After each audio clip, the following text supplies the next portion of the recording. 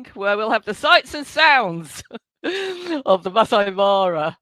And so do make yourself comfortable. Do say hello in the chat box. I see lots of you are in there already.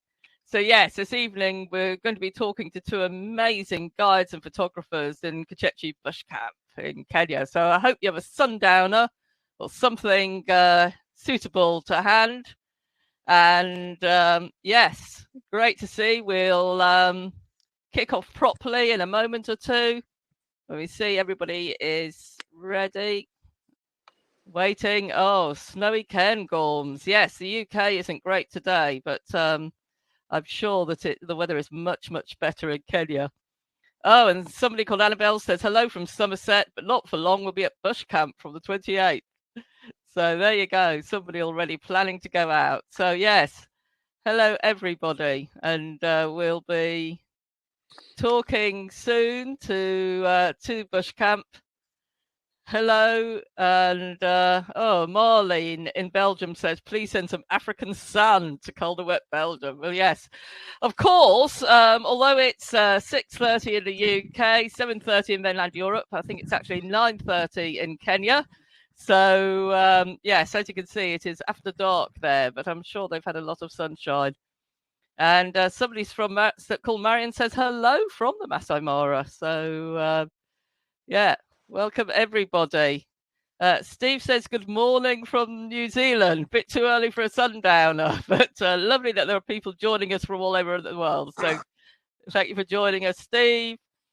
And Edwin from Nairobi, welcome. James up on the Scottish borders. So real mixture here. Christian in Denmark, good evening. And to Florence from Egham. Deborah in Cumbria. So as you can see, guys, we've got a real mixture of people on here tonight. So somebody called Sudhir hopes to be the Masai Mara in April if all is okay. Leslie was due to be at Bush Camp this week, but managed to break her arm instead. Fingers crossed for March instead. Oh, that's tragic. Anyway, okay, well, let's say hello to our special guest tonight from all the way from Kenya. So hello to Paul and James. Welcome. Hello. Good evening. Good evening. Very nice to see you. Now, first of all, we thought before we start asking questions, before we start gassing, before we start talking, we'd like to give you a proper welcome. So, guys, just sit back. And for the gentleman who said it's a bit early for a sundowner, it's never too early for a sundowner. So we're clear. And we'll give you a proper welcome. So James and I are going to sit back and just watch and listen to some dancing.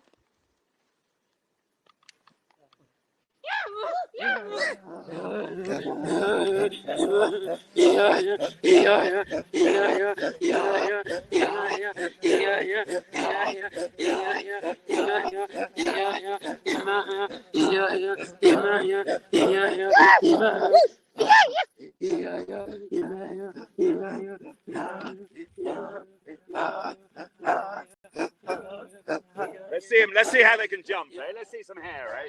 Come on, up we go. Up we go.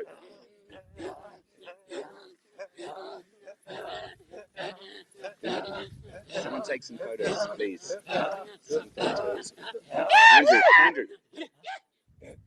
Okay, thank you very much, gentlemen. Thank you very much. They're going to drift off into the night to their night jobs. But listen, welcome everybody. Thank you. It's lovely to see a big load of names. I want to introduce you to someone you know very well. And just to say, we're slightly off Brieflin. We're actually at Kachechi Mara camp. And the reason is, no, I know you're a publisher and you're a journalist and everything. I get all that. This is hardly slander. You've confused things already. Paul, your camera seems to be off. Can you put your camera back on? My camera's off. Yeah, where's my technician? We can see you.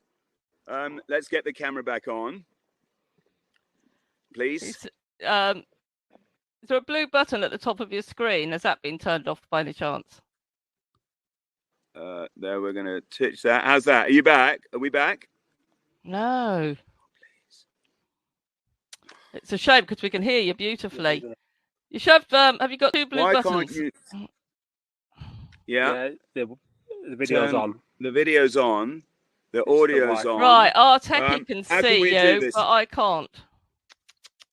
Can you just say? Can other people see us? Can All someone right. tell us? Can somebody tell us in the chat box? No, people are saying Paul's camera is off. It's off. Hang on a second. Just wait a second. We'll get this. We're out in the bush, everybody.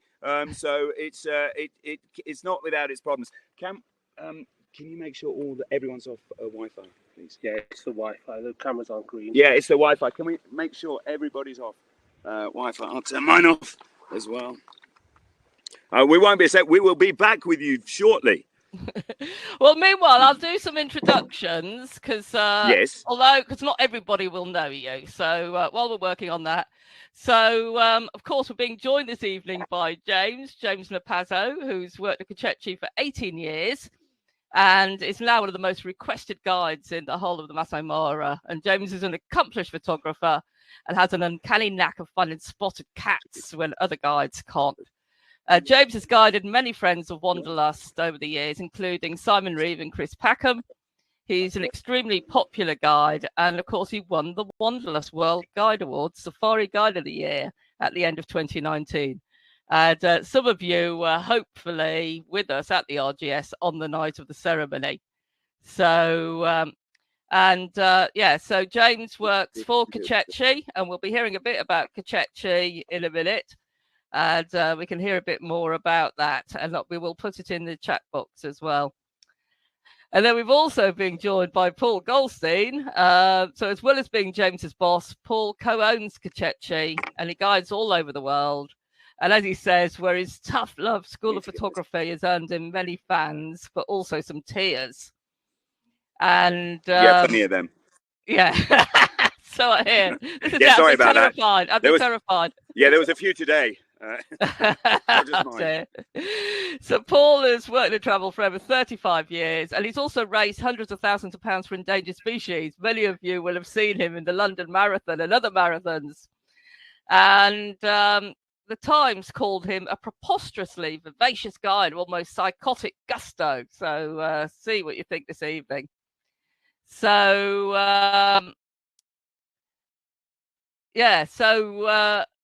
lots of people, somebody says it was a lovely evening at the RGS and very well deserved. So that's great to hear. Right, we're still trying. We're trying visuals. Ooh. Brilliant, we can see somebody. Yay! Oh, no, we've lost your sound. Paul, it's the first time I've ever known you that we can't hear you. Okay, are we there? Yes. Yes. Okay, I'm surprised you need an electrical take-up for sound from me. Anyway, now just a few things, and those of you who know me will know the reason we're at Mara Camp is because we got a good tip of a leopard. So obviously we weren't full here. This is a conservancy we're in. We're in Mara North now, so we drove over, and yes, we had 1 hour and 6 minutes with the most sumptuous, glorious female, the queen of this conservancy. So hence we're here. But frankly, we could tell you we're almost anywhere because it's dark behind us, and it's 20 to 10 at night. So it's lovely to be here, and I'm thrilled to be with, never my boss, my dear friend, James. Now, this man has done probably close to 10,000 game drives. He makes me look like a pygmy. No, I'm not allowed to say that probably now. Or like a complete version. We're not allowed to say anything now. But we're in Kenya. No, you're not. Folks out there. We'd just like to say, if we offend anybody, I'd like to say I couldn't care less. So yeah, Lynn, over to you. James, mate, are you pleased to be here? I'm pleased to be here. Oh, James, it's so good to see you. Because, of course, last time was in London on that very special night. So this is fantastic that we're connected in this way. So, brilliant. So you actually started off as a tent attendant, didn't you? Did you grow up near Kachechi? Where did you grow up?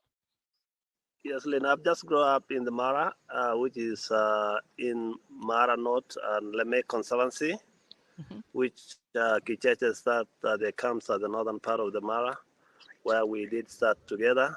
And I started as a room attendant. And then after that, I started doing some walking safari with Kachechi.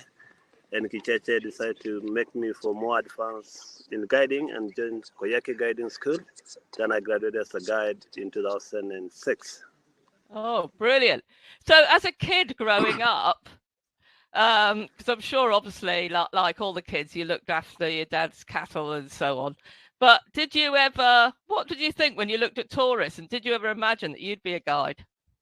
as a Maasai and a local man or young man around the area, as I grew up with these animals, looking after the cows of my dad and all that. Yeah. And I started developing some interest of this animal, even though I didn't go in deep details or in deep learn about them, but I've been in love with them. And as a resource in the land that I was thinking that what can I do that if a community can benefit on what is in the ground. So that's how I developed my interest for guiding. Yeah. And as a thing that we have, a resource we have in our land, that's what made me to get into the guiding or the tourism industry. Oh, incredible.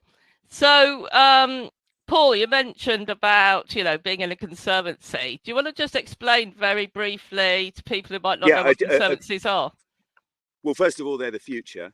I've been coming here for almost 30 years, and the thought of seeing a poor cheetah with a few cubs corralled by 50, 60 vehicles and a few people just trying to sting them for driving a foot off-road, that doesn't work.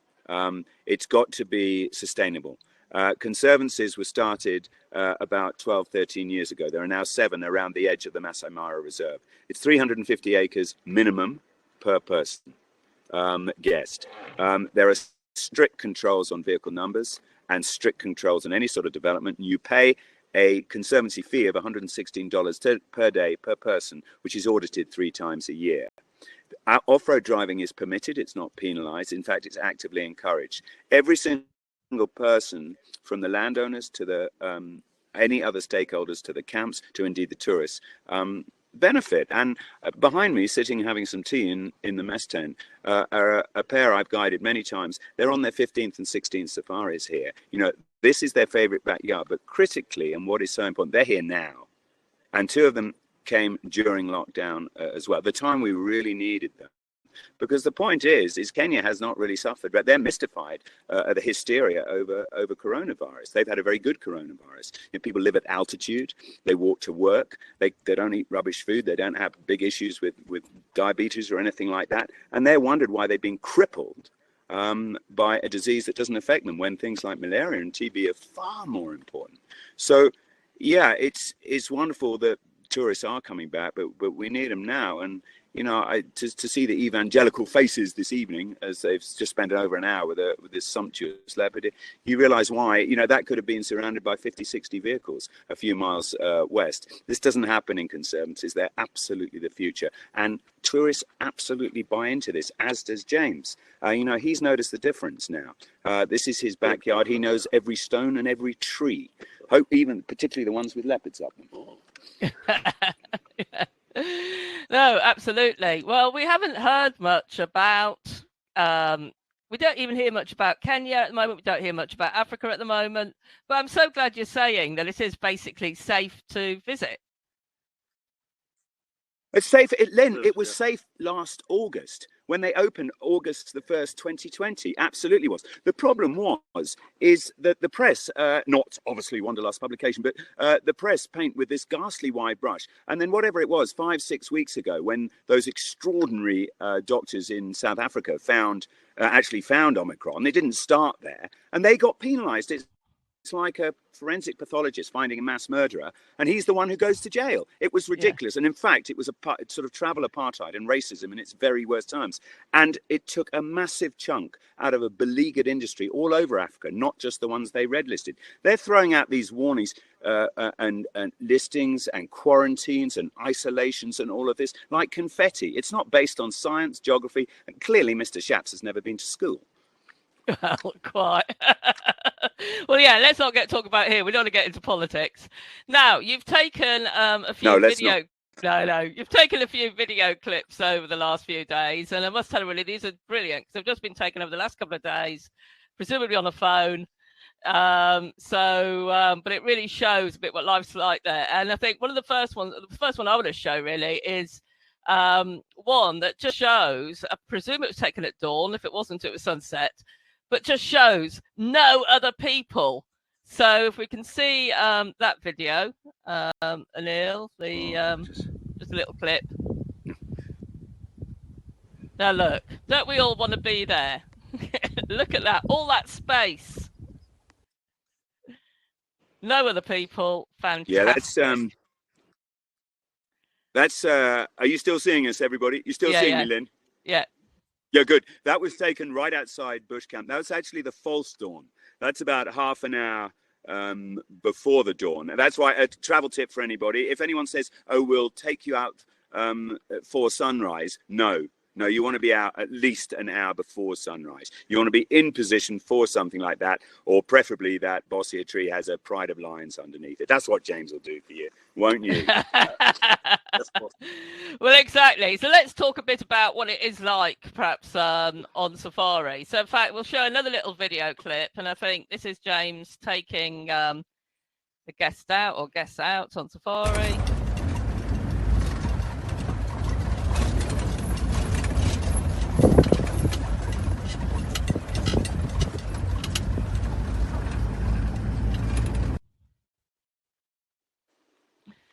No. Toyota Land Cruiser. Yeah. So, James, what is a typical day like for a guest? I mean, what kind of time are you getting up and taking them out, for instance? For us as a company of Kicheche, most of the guests, we got different guests, photographers and families and all other people, kind of people. Honeymooners. But we normally get early morning for the sunrise. That's what you see in that video. For I guess to get the most glorious light in the morning for photographers. So we normally get very early morning hours. Give a typical day, James. I'll tell you what. Give a typical day. Tell us, what you do. Okay, because I've done it many times with you, but you've done it thousands. I'm going to sit back and you're going to take us through a typical day. So in the normal days that it depends on when, because sometime of the years we do the whole day drive, like in the morning, and we take out picnic breakfast and picnic lunch. We go down all the way to the game drive all the day. And also sometimes we do half day, like morning drive and afternoon drive, but we start very early morning. And then we have a break like midday, and then we have another afternoon drive between 4 to 6 or 7 in the afternoon. And then we go back to the camp in the evening. So that's how my typical game drives and day will be.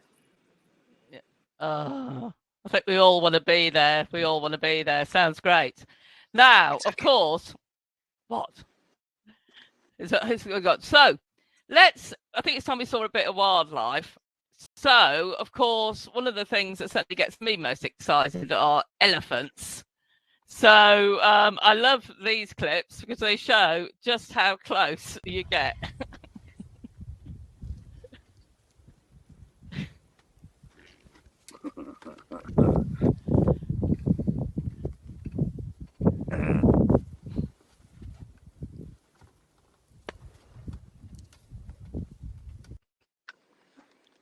Yeah, it's nice, isn't it? Very good. Okay, that was. Yeah, carry on. I think we've got there's a very similar clip, but yeah, carry on. I'll talk over these. I talk over most things, but that was taken yesterday morning. You can see how dry it is. It is a difficulty at the moment, but no, those elephants are doing fine. They tend to follow the rains a bit. The point is in a conservancy where elephants, tourists, landowners, cattle, we share it. It's not always completely harmonious, but take a look at this one. Take a look at this. If you let this one run, you'll see just how, this is a little guy here, wanted to be with Mum, really. And Mum got a little bit close there.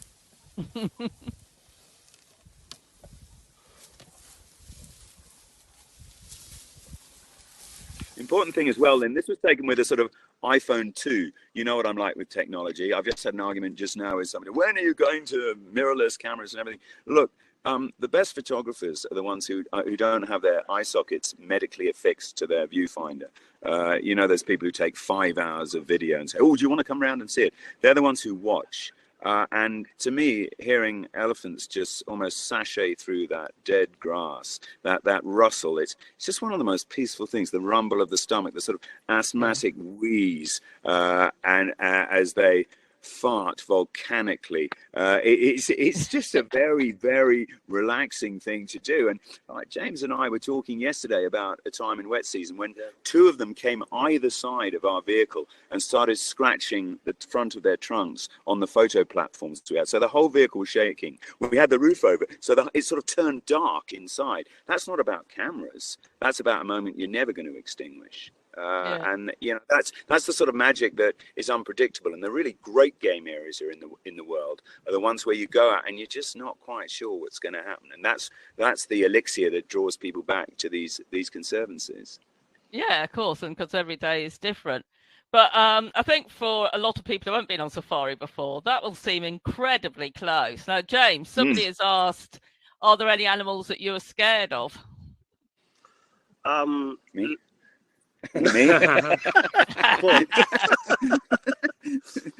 But Lynn, as an experienced guide, been in the wild for long, that I can able to read the behaviors of this animal, and I can try to make my guests relax. Even though sometimes you get people that are very much scared, especially when the animal comes very close to the vehicle, but you're trying to give them experience to make sure they're more relaxed so they can enjoy what they do, so what they're watching around them.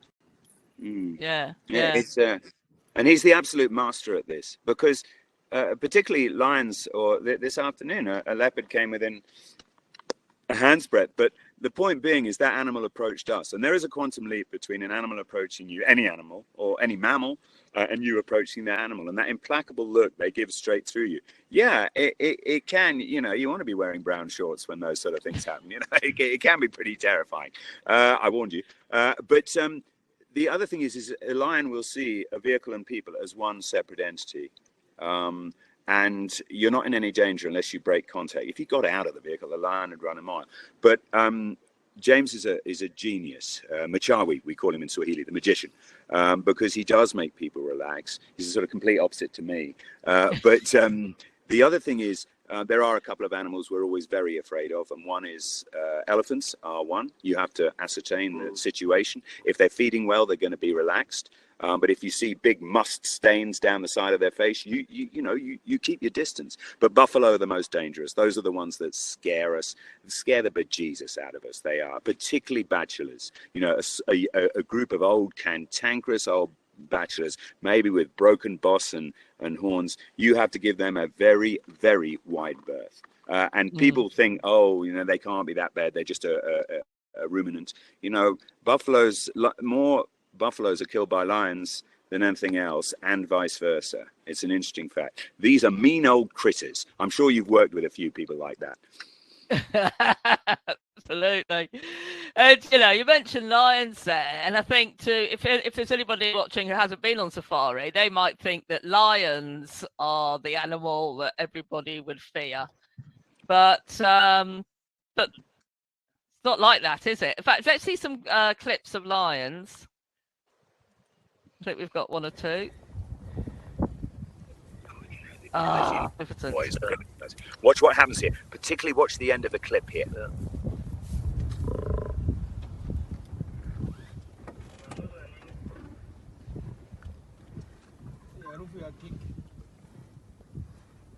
You think it's peaceful? Ooh, no. Go away. Well, that's a sort of leonine handbags.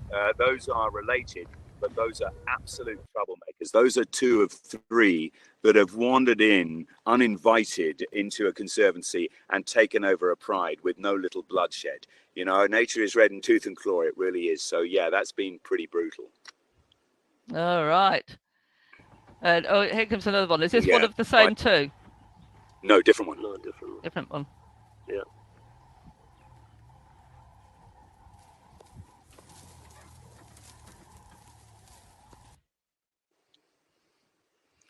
So, do you find that the guests, is that the number one animal they want to see, or what would be the main one they want to see? Guess I have different. Oh, we've lost your camera again. Oh, hang on. We'll get you back. We'll keep talking, Lynn, while we work on this. There's Dan. Yeah. Can you see him? Yeah, we can see him. Can you see him? Yeah. Is that working again? Have you got us? Right. Yeah. Hey, all of you listening and all of you watching, big respect for Dan. All right, he's sat, contorting, holding his iPhone. Other mobile phones are available just above the laptop. All right, so he's a complete hero here, and Lynn's going to give him a life membership subscription to Wanderlust. Aren't you, my love? I'm sure we can work something out with Dan. What was the question, Lynn? Sorry. Sorry, we'll come back to lions, but are we, because a lot of people missed the Maasai and the camera went during that, would we be able to see the Maasai dancers? Oh, can you get him back? Andrew, can we get some dancers back? See what we can. We will, we're a bespoke company. We can do things to order sometimes.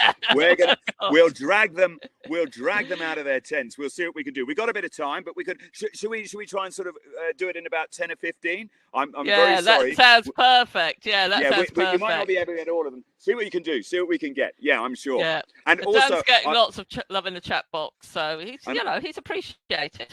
but this is an inclusive thing. We've currently got Russell as well, who's a guest who really oughtn't to be doing this, who is putting his body between us and the smoking fire. And what a hero, Russell. So let's hear it to him as well. Oh, God. And somebody just asked as well what time it is here. So just to say, it's coming up to 10 o'clock your end, isn't it? It's coming. Well, do you know what we say in the bush? 9 o'clock is the bush midnight. It is. It's a daytime continent, but we're staying up for you. James has got to get up at 4:30 to get my breakfast ready. No, I'm making it up. Oh, gosh. Well, I was going to say, this is the thing about safari life, isn't it? It's got to get up early. Okay, so back to the big cats. We saw some lions, but I've got to say, because I love big cats, but I would say cheetahs for me, perhaps more than lions. So I think we've got some cheetah clips. So do you want to tell us about these? Yeah. Now these are probably the biggest two cheetahs I've ever seen. They're brothers. We call them Carapoches boys, and they are on patrol. They're not even necessarily hunting. Lions do this as well, don't they? They're just saying, "This is our patch, and don't mess with us." I saw them take a young wildebeest a few weeks ago, and they even pushed a hyena off it. What do we got here? Really? Got a couple of vehicles. Gosh. Oh, there they are. What do we got here? Yeah, there you got a cheetah there. And with young. Oh, with young, right? So different. Oh, brilliant! And they're the best. They're the best animal really to spend time with because they're a daytime animal. They give you action. And James is a genius. James, take us through a cheetah hunt. What you do? Okay, you find the cheetah. You look for the belly is concave. It's hungry. What do you do then? What happens then? Give me a typical cheetah hunt. For the cheetah hunt, when we find any hungry cheetah, we more put our time on that cheetah and we follow her for a while. And in case she go for a hunt, that we have to get our right positioning, especially when she go for any gazelle or anything that's trying to target for. So we position ourselves in well for them. It is hard because you have a cheetah here, its adversary or its quarry here, and you've got to be 200-300 meters away because obviously you can't be getting in the way. And I don't know how many cheetah hunts have you seen? Successful ones?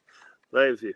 No, seriously. I mean, it's got to be 100, 150. Yeah. I've seen a number, and it's very hard to photograph them. But let's ignore the viewfinder for a moment. To see a cheetah, particularly that moment when you think it has gone into full gear. Now, let's look at that. That body can extend 10%, like a spring. Its heart rate goes up 6 times. Its body temperature goes up another 7 or 8 degrees. It has those wide nostrils to tug in. It is not a strong animal, but it has one extraordinary faculty, and it is speed. And when you see one, like I saw yesterday, a day before yesterday, and you think it's not going to get it, it's not going to get it, and then it seems to find another gear. Now, most sprinters, they find another gear perhaps from artificial substances. This cheetah doesn't have that luxury. It's not a luxury.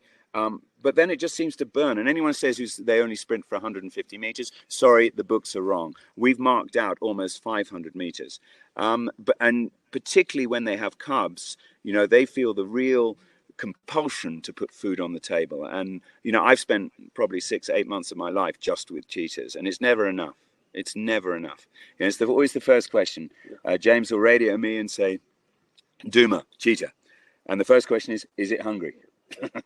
It's like when you say we've got leopard. What's the first? It's in a tree. What sort of tree is it? Is it a good tree? Well, is it worth driving half an hour? And all of these questions. But Lynn, I know your the level of seduction you've experienced with spotted cats. When you get that call, cheetah or particularly leopard.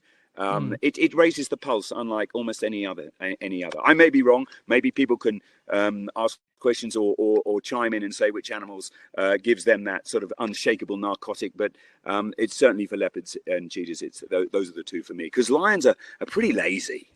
Yeah, more lazy than the other cat.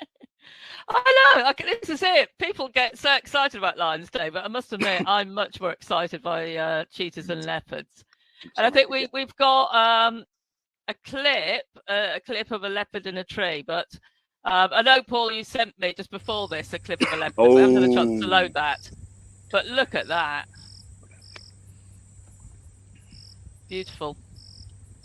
Now, just some of you out there may know this. This is probably the most famous leopard in Africa.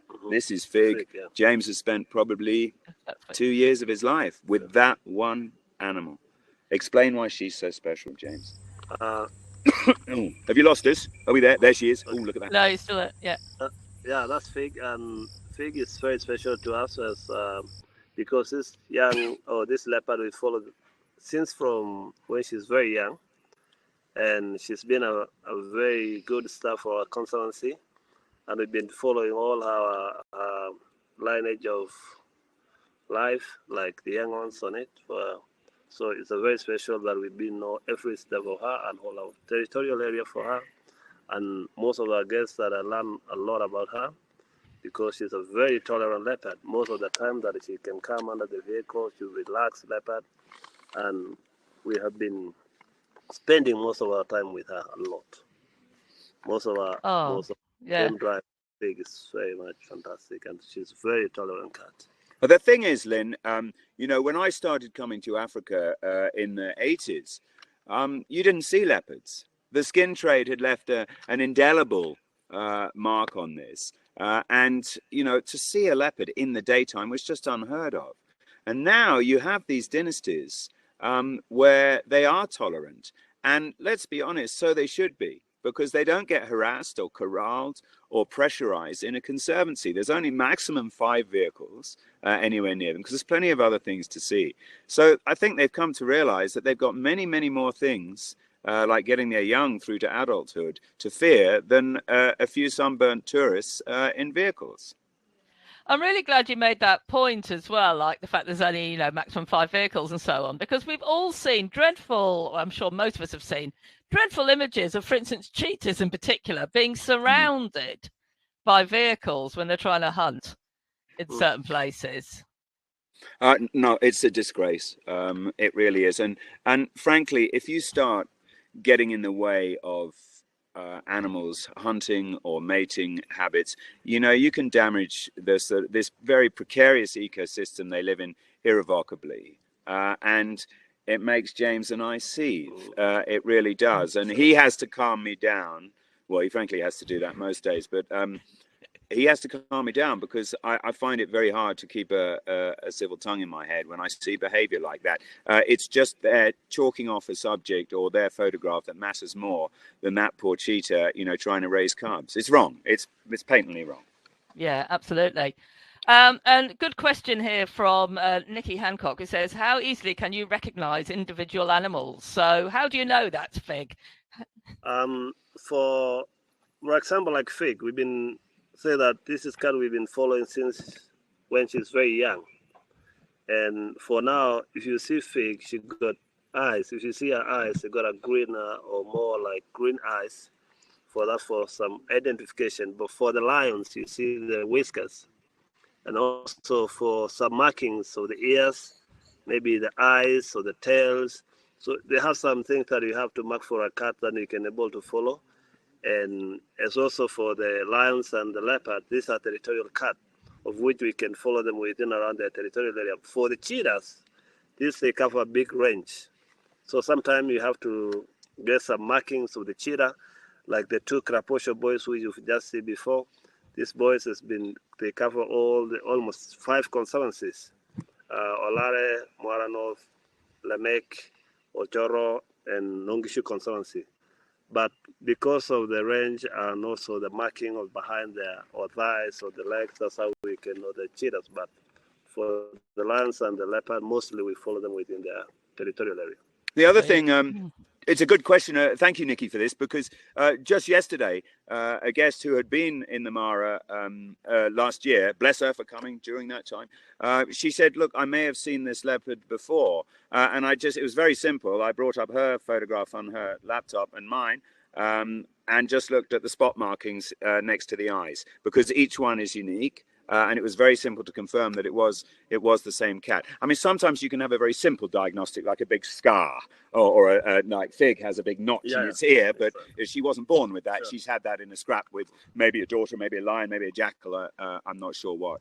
But yeah, those things it is. But we don't particularly like giving animals names. I'm not a big fan, particularly Western names, but Fig was found up a fig tree, so it kind of works. It's for ID and nothing more, but I don't really like sort of, we've got to see this one because it's a box office one because it's been on the BBC. Really? How does that make the other ones feel?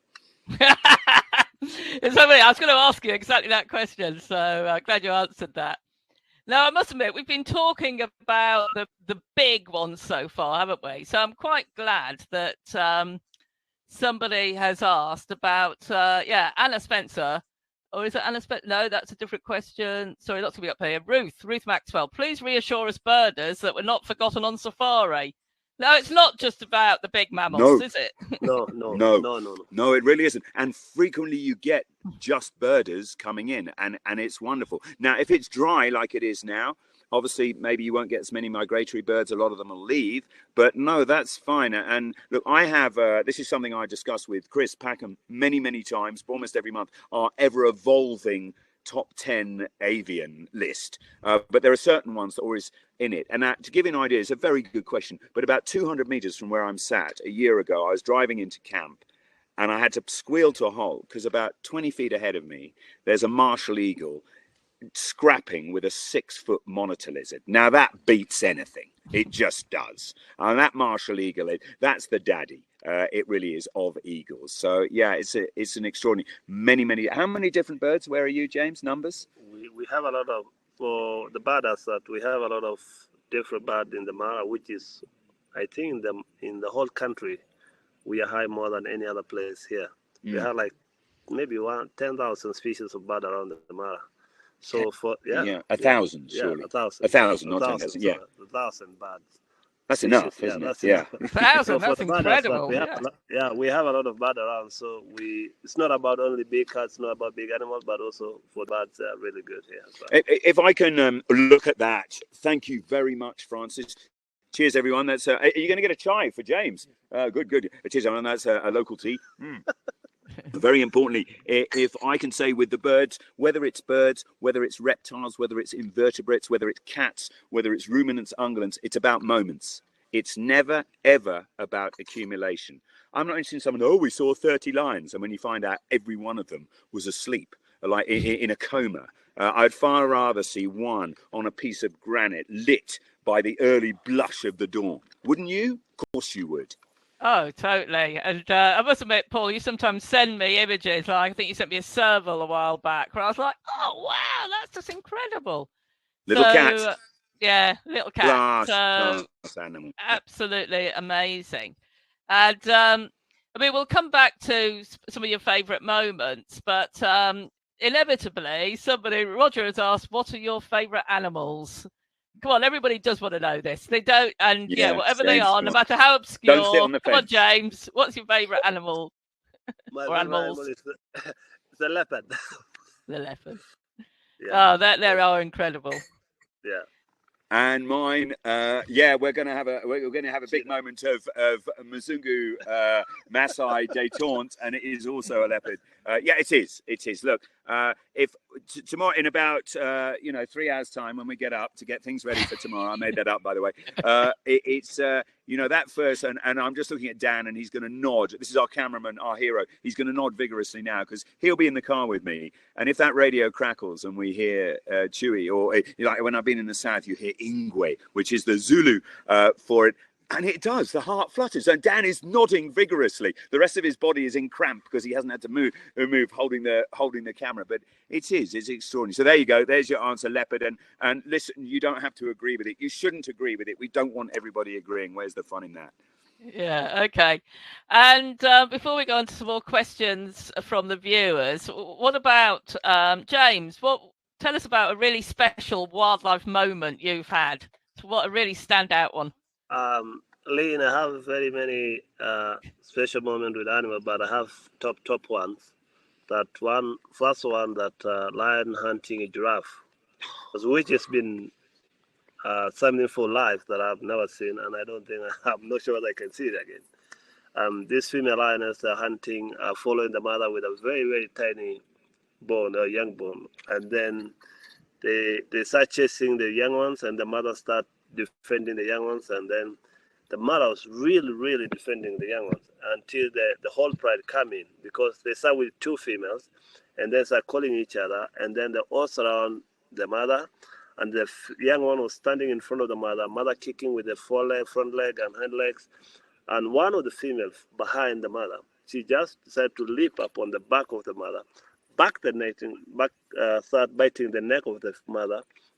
When the female started feeling some more pain, she started running out for her life, and then she left the young one behind, and that's when they start hunting. So it's been an encounter that I've just seen once in 18 or so years in the guiding field. So that's one of the top.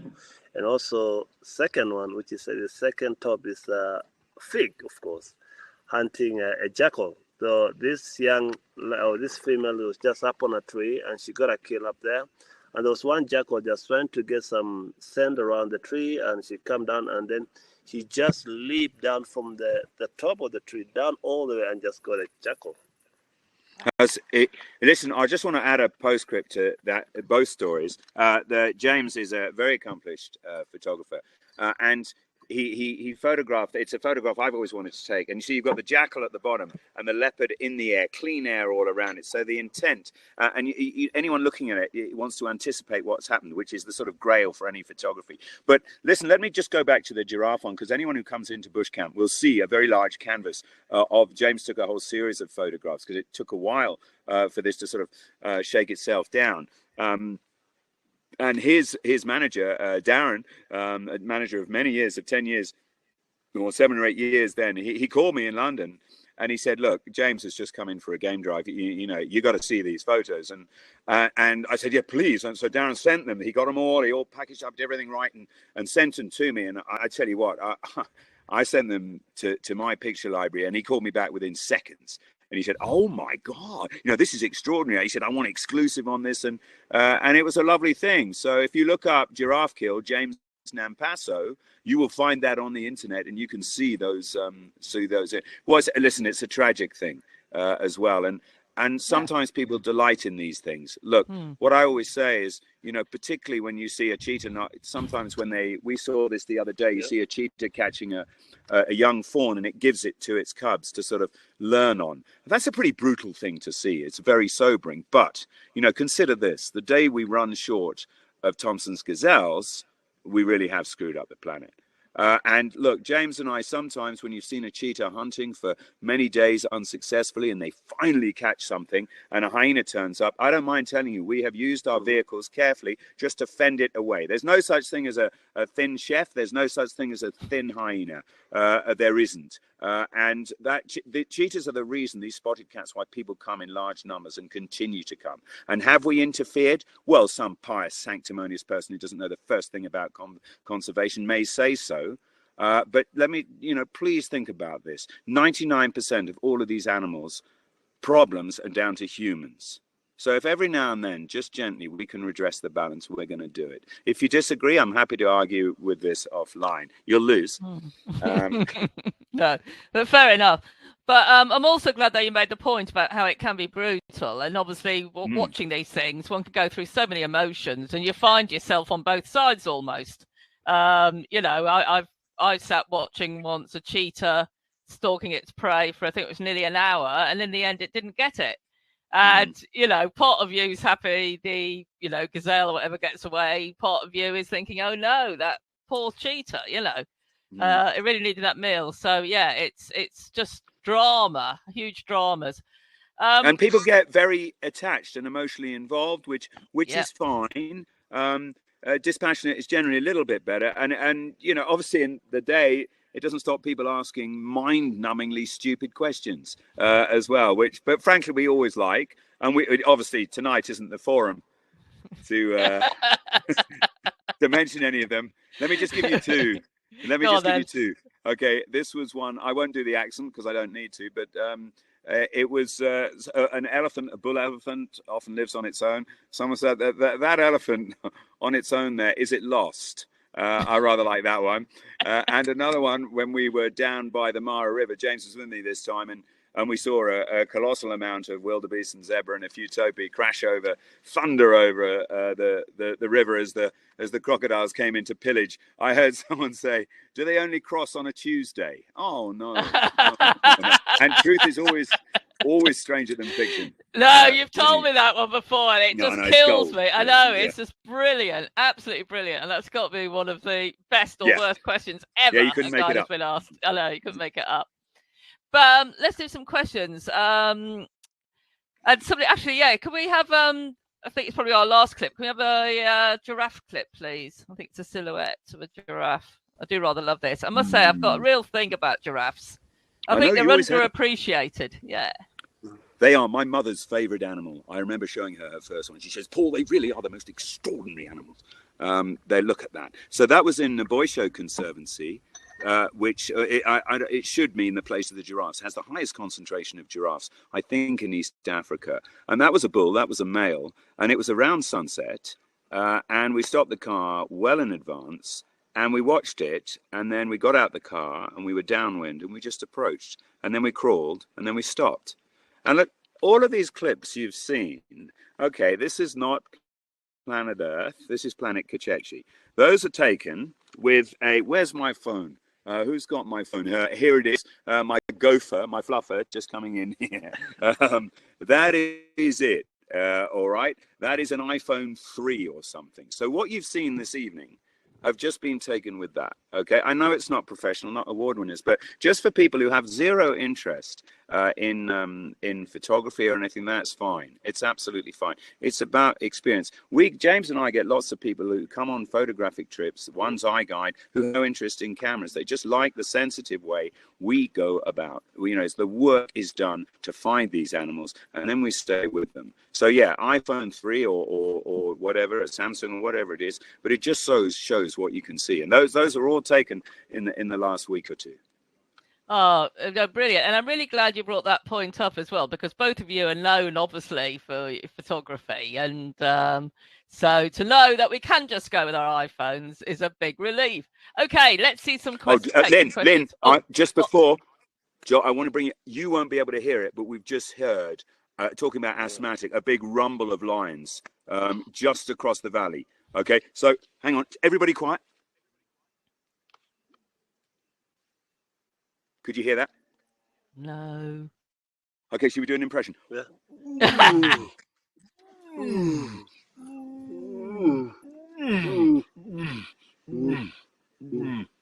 There you are. Yeah. There you go. Very good. Very good. Okay. Wildebeest.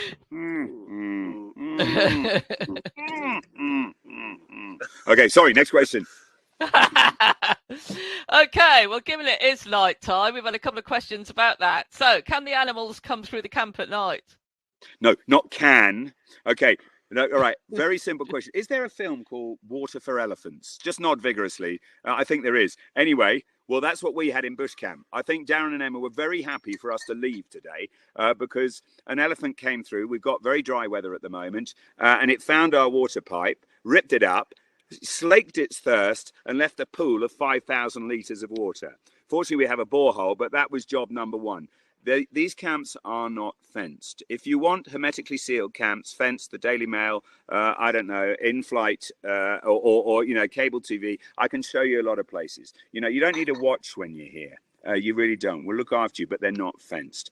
So yes, between my tent and the mess tent tomorrow morning when I come out, there will be pools of buffalo poo.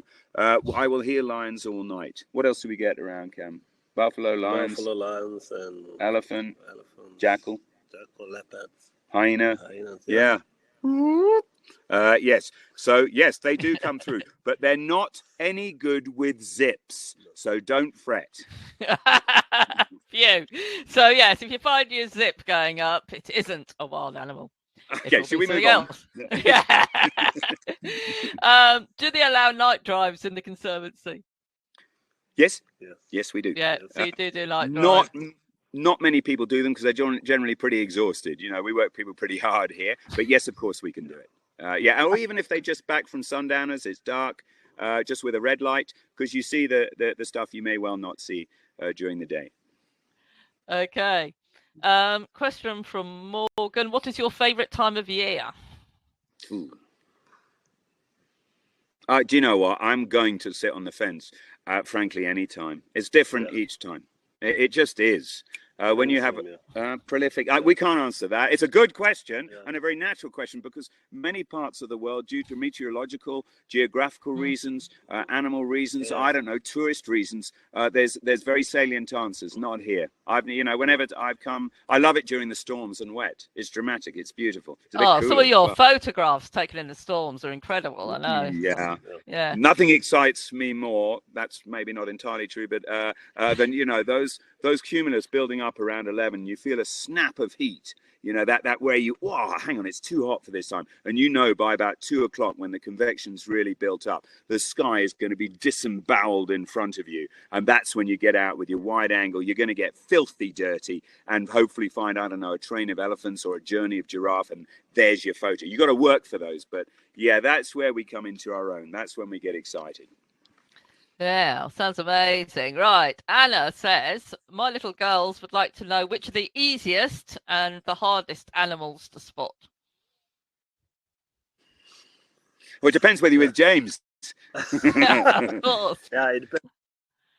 Oh, maybe you can say the small cat. Otherwise, leopard, small cats, and caracal.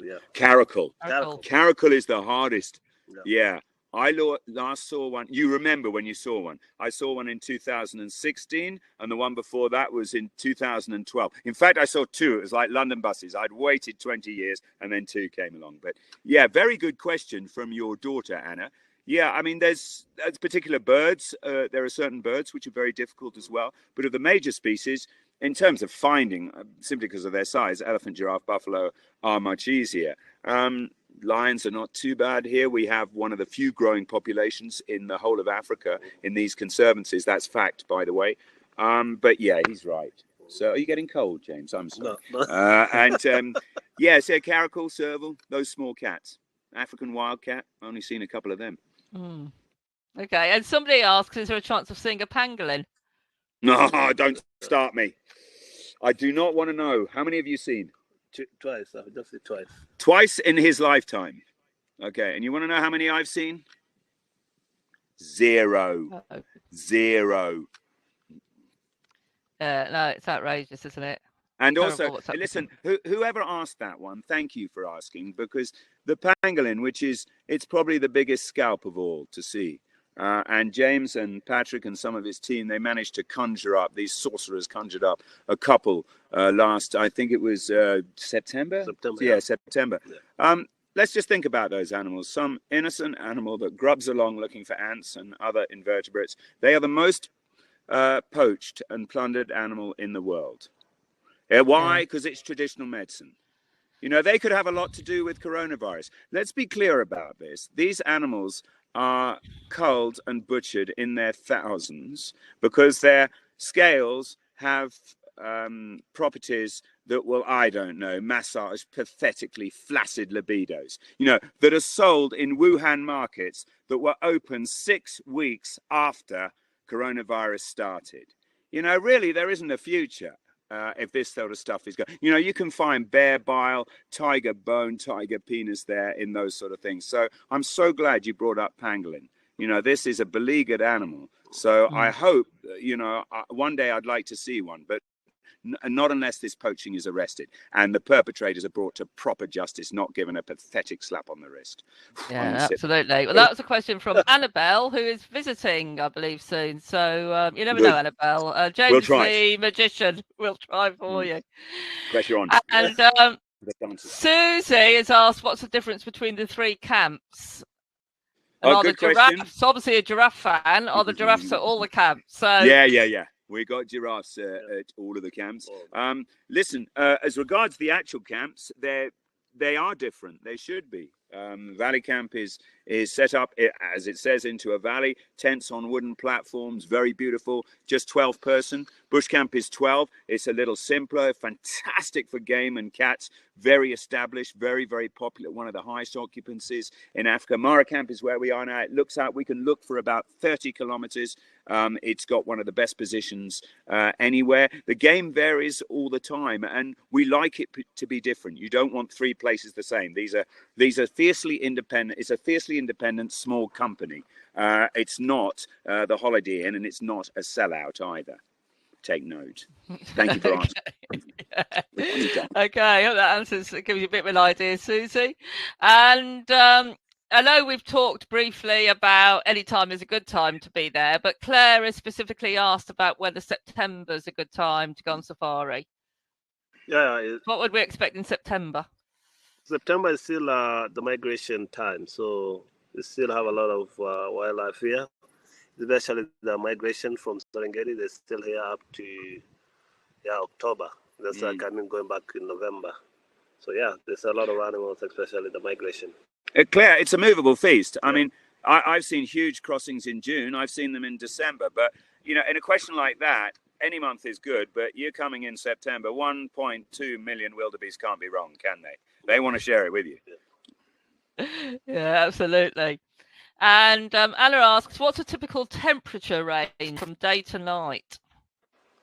Right now, where we're sat, this is the hottest I've known it. It's January, so it is a hot time. Right now, it's probably about 16 degrees. This afternoon, when we were with that leopard, it was probably 30. But it's 1,600 meters. Why do you think all the great athletes come from here? So it's not humid. You very rarely get people complaining about the temperatures. Yeah, cool. Deborah asked, how fast can a cheetah run?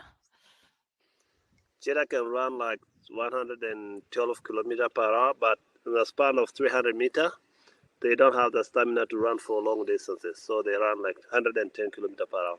Yeah. Sure. But they need to get up very close to the prey before they sprint to the prey. I think the most one has ever been recorded at was 68 miles per hour, just to bring it into old money. Okay. And several people have commented, James, on your wonderful outfit. So no, they haven't mentioned yours, Paul. Oh dear. So Nikki says, does it have a story? John says, can James talk us through his clothing and jewelry? Lynn, I'm just on a traditional Maasai attire, of which we all dress like this. But take you back to the history of the Maasai people. We are nomads people that we used there before. We used the cow hides to put on its cloth before they have this kind of cloth, and we apply the red ochre on the skin or the hide, so we can put on. And as well, you can tell people from your community, even a long way distance, there's a lot of internal community, clashes also. So if you see the Maasai with such kind of an attire, this is a well-loved traditionally from long time ago, from the beginning. So that's why we all like this. It's the local people that been employed by the company. 90% of us as guides or as staff of the company, we are just from the locality, and all of us, we wear the Maasai attires. Yeah. Oh, well, it's wonderful to see it. Don't forget, we must have those Maasai dances. Yeah, we got them here. You want to see some dancing? Yeah, why don't we see some now? Let's make a point. Okay, let's. I'll tell you what. Here they come.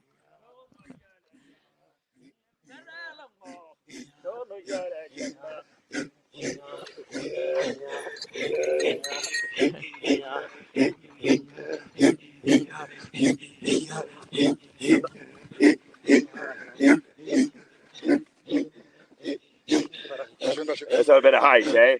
Come on, Hudson.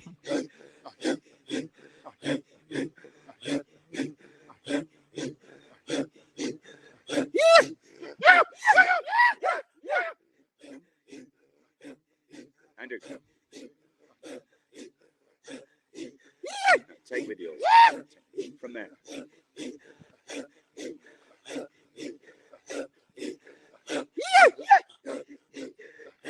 Let's have some jumping. Come on, how high, eh?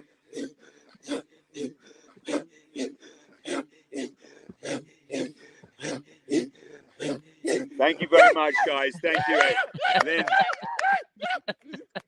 Lynn, they have to go to bed.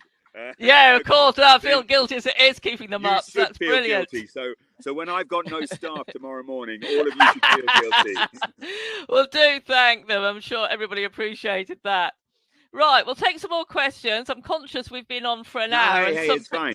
Yeah. It's all right, Lynn. Well, I'm going to say, Paul, let me just say, because some people may want to leave after an hour. So just to reassure people, if you do need to leave, then, well, I was going to say tough luck, but it's not, because we will share a recording of this evening. So if there's anything that you miss at the end, then obviously, don't worry, we will share a recording of this evening. So thanks for staying on, guys. Okay, let's do some more questions. How far is Kachechu from Mara Plains? Well, I don't know why anyone's asking that, but Kachechu Bush Camp's Kachechu Bush Camp's about 20 minutes from Mara Plains. Okay, great. Do you have a watering hole for night viewing? No, you don't, because if you have a watering hole in camp and it's not fenced, you're going to have an awful lot of problem. And also, not many people are going to get much sleep either, because there will be constant noise. There's any number of water areas very close to the camp, streams, rivers, water holes. So, yeah, we're not short of them. And the Conservancy builds dams and builds one that they fill during drought, which is very important, but not actually in camp. It's like you say, oh, it's a bit dry. Why don't you water the grass so it's all nice and green for people to look at? And yeah, you'll have 500 zebra in that night and no one's going to sleep. Yeah, okay, absolutely. Jane asks, do you get wild dogs at all? In this conservancy, in Mara North, they were seen last week. There was a few seen hunting last week, and they're up in the hills. There's a pack up in the hills, but the days of, unfortunately, canine distemper saw to a lot of wild dogs. So we do, but there are better places in Kenya and indeed better places in Africa for wild dogs. Okay, fair enough. Mary asks, are there still dik-diks in Kenya? Yes, we do have hello dik-diks around. Yeah. No shortage of dik-diks. No shortage. Yeah, okay. Careful now. No. Lots of obvious jokes we could make, but we won't go there. I hate that. Because Charlotte asks, which camp is best for small children? Mara Camp. Mara Camp. Mara Camp. Okay, great. Yeah. Okay, let me just, Charlotte. Sorry, Lynn. Let me just say, it's a good question, Charlotte. And about, I don't know, it was sometime last year, we had a family in from London, a big family, and he was a big guy in finance and everything, and they come in and, he's not quite happy about relinquishing control of everything, because they're ours now once they come here. And the kids were ranged from about 9 to 18. And within about 5 minutes, we got a couple of Maasai staff who any children of any age gravitate towards. And within about 20 minutes of arriving, they were learning how to make fire.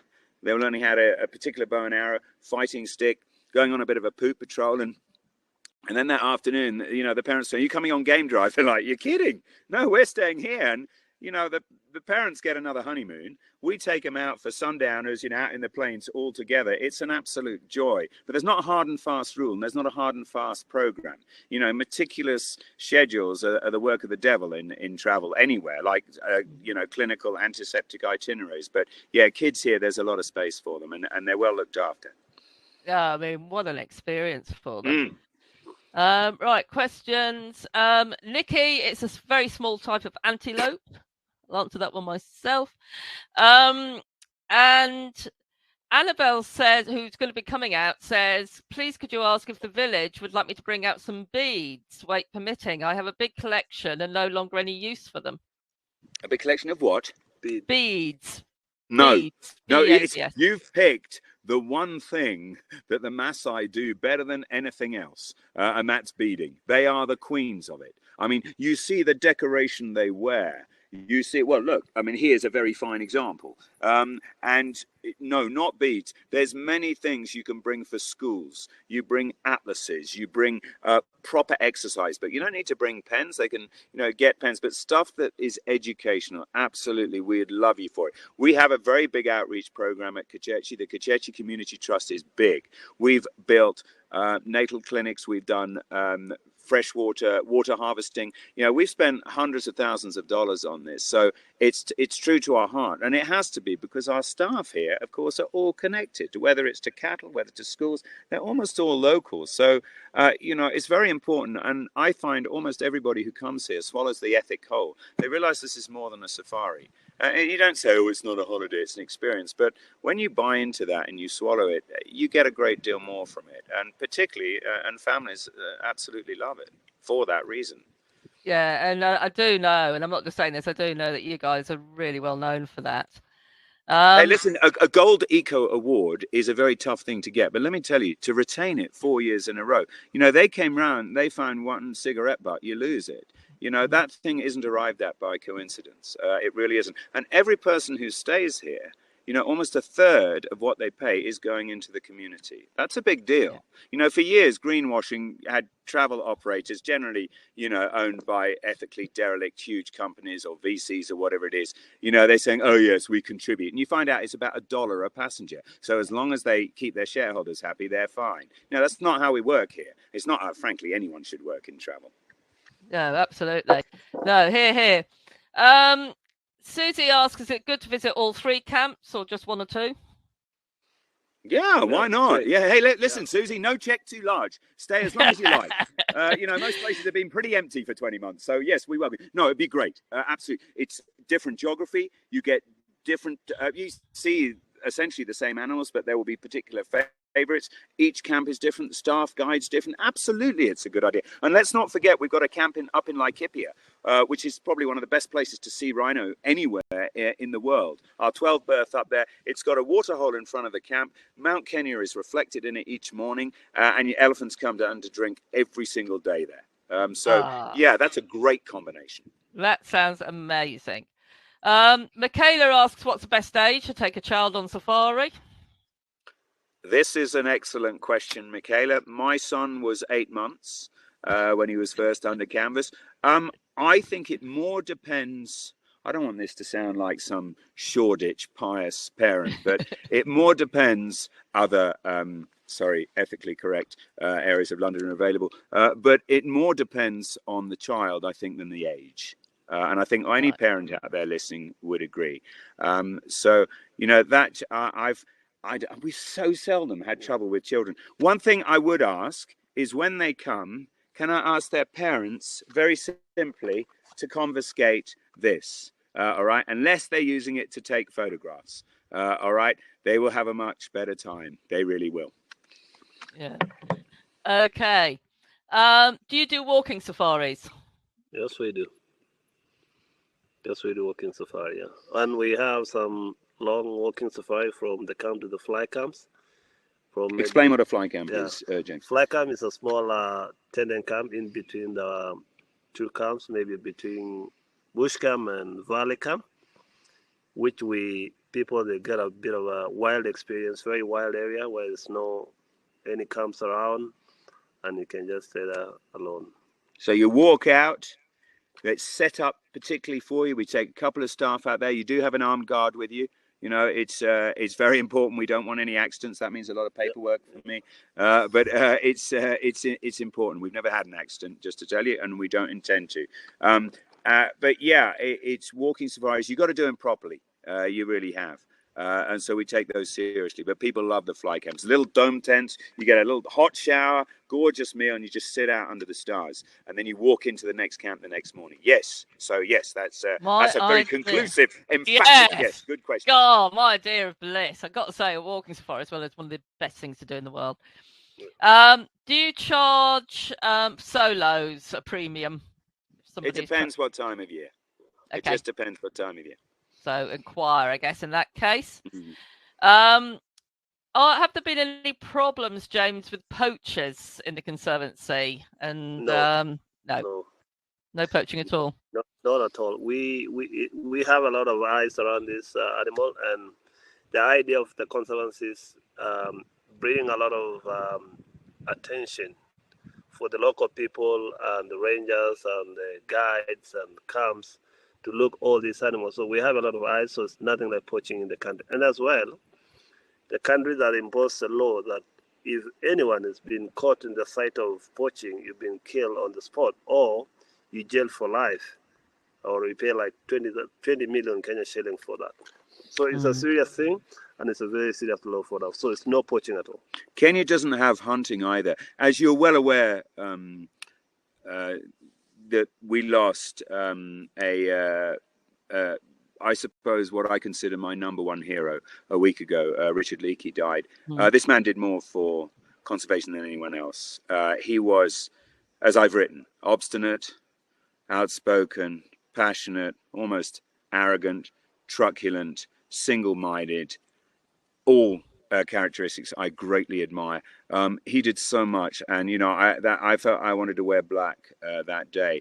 But fortunately, his legacy lives on. He left a huge legacy, and these ambassadors, like the gentleman sat next to me, are the protectors as well, the custodians, but so are the tourists who keep coming back. And this is all over the world. And I know a little of poaching and conservation and endangered species, where you have tourists in good numbers, but also where you have properly run, properly audited areas, you won't have a problem with poaching, because those animals are worth a great deal more alive than they are dead, parceled up piecemeal on the slab for the flesh markets of the Orient. I know, it's absolutely terrible.